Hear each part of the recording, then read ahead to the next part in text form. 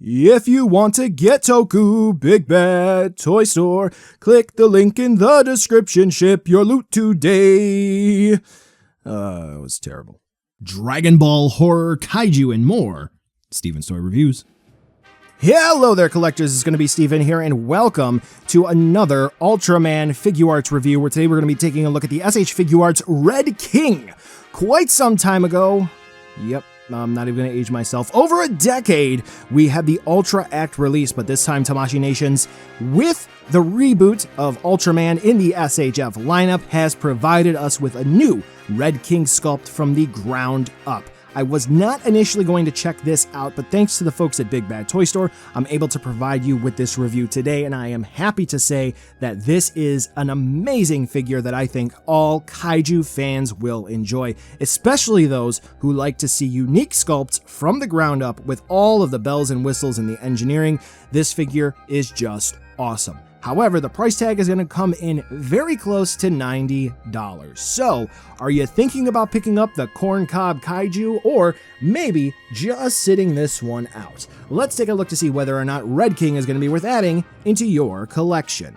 When it comes to the sculpt and paint of Red King here, of course, the majority of the initial, I guess you may say, most well-known kaiju, he takes after his Showa era appearance. As a matter of fact, in the promo pics, they used, I believe it's the Type A SHF Ultraman there for the pictures where he's throwing down. So naturally, if you're going to have a point of reference, that's maybe where you're going to consider your accuracy from, and for where some of the details are going to be. However, I will say that some folks in the community, I've said, maybe they could have added in a Red King 2 head sculpt, but I'll defer that back to each and every one of you who are looking to pick this figure up. But nevertheless, for the actual sculpted details and the paint application that we have here for Red King, of course, keep in mind that this is going to be something that is going to be made in a factory at a mass production scale. So the very much so intricate details, we're going to lose there for some of it. But honestly, Red King just looks fantastic, and there are a whole bunch of smaller details I honestly was not expecting to be found on the figure here.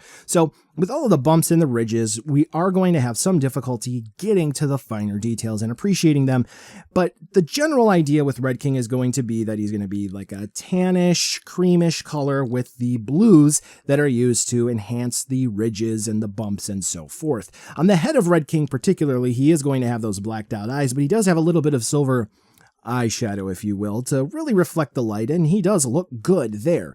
The teeth are nice, striking white with a nice red, almost not quite maroon on the inside for the mouth, so you really can see the inner details, especially when it comes to the articulation section, and we can see the mouth entirely on the inside. Throughout the rest of Red King, like I did make mention, we do have that blue paint application between the bumps and the ridges and so forth, but it does seem like there's a little bit of a brown wash to really enhance the finer details of the sculpt, which is really fantastic to see, and that is going to culminate down at the feet, where we do see the craggly details of this almost rocky kaiju come out, which is great. The underside of the tail is actually going to have a gray paint application. It's actually going to be found around his nether region as well, and that was something that was surprising because most of the time folks aren't going to look there. What I will say though is Red King is obviously bumpy. He's got a lot of ridges to him, looks like a corn cob, right?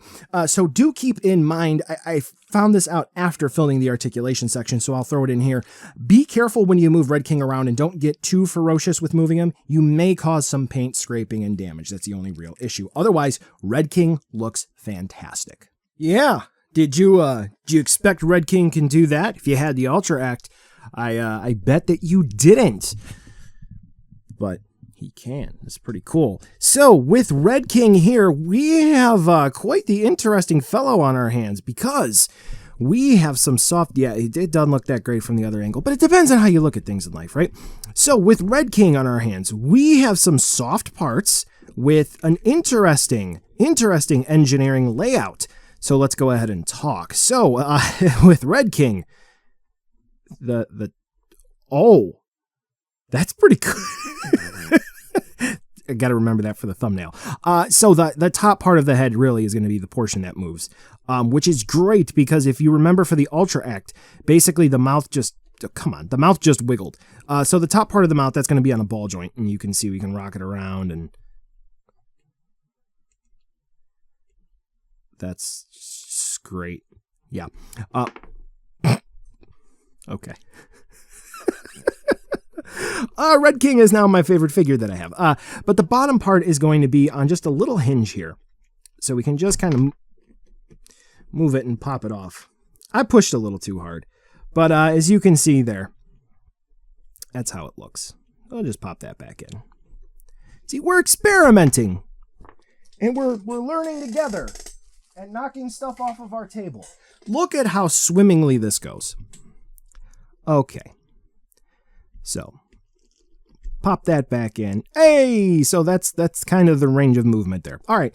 So you get the gist of it. So Red King's articulation for the mouth is basically just going to be the top portion of the head, which is fine. That's basically, if you're familiar with the canon, that's basically how Red King's going to move. For the neck, it's basically all going to be just a system of ball joints here that you're going to have to wiggle with, right? Because it's going to be barbell style ball joints. So we can get Red King to rock from side to side, look in all sorts of directions, twist and turn, believe it or not. Come on, get that ball. There we go. Okay, so it's all good.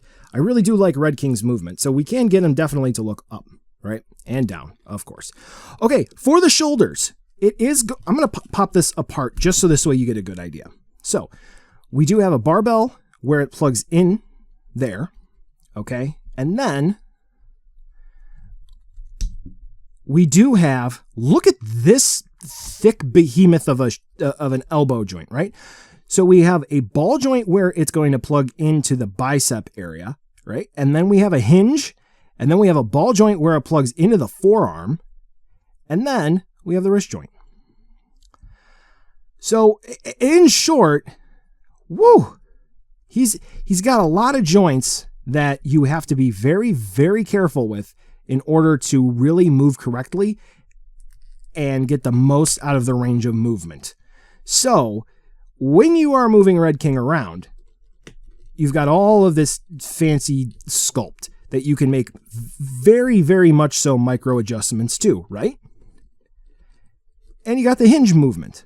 So Red King's arms have some fantastic movement there. Oh, help if I popped it back in. But then that can also be an issue if you have this like floating piece in the way. So you just need to keep that in mind. All right. For the wrists, which will come in handy, they are just going to be on ball joints. Barbell style, double axis, but still, that does come in handy for swappability for the accessories.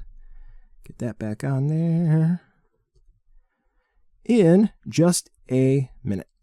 There we go. Okay, so for the torso of Red King, we have an interesting system going on here. Okay, so this is going to be a ball joint. We can kind of rock him and twist him and turn him a little bit. But then down here, it's very weird because we have basically a hinge that allows you to push Red King forward and push back. And then that hinge sits in down here on a socket for a ball joint. Or I can just show you because I apparently did not seat that in correctly. So you can see here's that hinge. And then there's that ball joint, right? So in trying to figure it out, I did disassemble it. There we go. Pop back in. So as you can see, Red King's body moves very, very nicely when you reassemble it correctly. For the hips, it's standard like 1.0 style Figuarts. If you have the Monster Arts Jet Jaguar, pretty much identical, right? So we do have the pull down style, which is okay. You know, I'm very much so worried about any cracking that goes on in there, but they did something interesting here. So it is going to be a ball joint connection where they plug into the thigh. So kicking forward and back when you use the pull down, because that's realistically speaking, you know, what you're going to be doing. When you do use that pull down, that ball joint enables for some tilting, right? And some swiveling and so forth. So when you go to kick his legs out, you can also get some rotation to get the legs to go straight. Oh, that's pretty cool. Then we do have like a ball joint hinge system, kind of like we would in the elbows. For the knees, we do have swivels here as well to go along with those ball joints, keep in mind, so we can twist and turn and make some rocking motions out of, which is going to be true for the ankles as well. So for the legs, we can really sort of have it our way. And we can move the legs around in all sorts of different directions. So the legs for Red King are fantastic, right? So we don't have to worry about anything getting the legs in any position. That's the point of it. The tail. We have a few sections here that are going to be all ball joints, and they all sort of collapse into each other to make it relatively seamless. This is very nice. It's not a bendy wire, which is very disappointing for Golza. We'll go back to Golza there. You know, he had a bendy wire, which, you know, was, yeah. But, you know, the tail does move well, and it looks fantastic. So articulation for Red King is great. You know, I think we had a little bit of a kerfuffle there with the head, but nevertheless, fantastic, because we like some goofing. Accessories. We can pretty much get them done here. Red King comes with alternate left and right hands that are splayed and fists. So that's just going to be a representation there. And then as well, Red King is going to come with an iconic accessory that if you know Red King, you would hope Red King would come with. Is a rock with a hand. Oh, so that's neat. So the hand can come detached from the rock. I just had a great idea, but we'll take a look at that in a minute. So, you know, naturally you should probably want to just go ahead and attach the hand first and then plug the rock in, right? Just to make it easier, you don't crack anything. And there you go. So Red King is now, you know, holding a rock. Hold on. I want to show you without any sort of supports.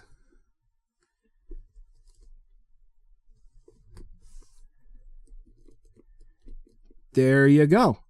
Right? He's, come on. There you go. Red King holding a rock. How cool is that? Aha!